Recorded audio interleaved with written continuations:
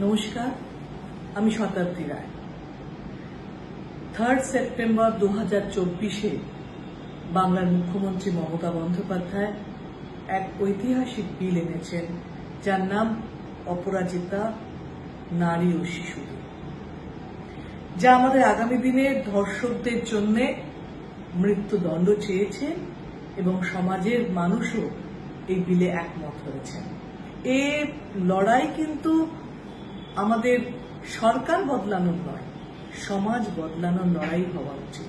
আমাদের সমাজ বদলাক, আগামী দিন আমরা মানুষের পাশে থাকি মানুষ হিসেবে, এবং নিশ্চয়ই যে সরকারই যখনই থাকবে সে সরকার সঠিক পথে চলবে, সেটাও আমরা বিশ্বাস করি, এবং মানুষও তার ঠিকের সঙ্গে চলবে এবং ভুল ধরিয়ে তো দেবে নিশ্চয়ই, কিন্তু তারও একটা কোথাও যেন বিবেচনা বুদ্ধির সঙ্গে সেটা করবেন, এই আবেদন।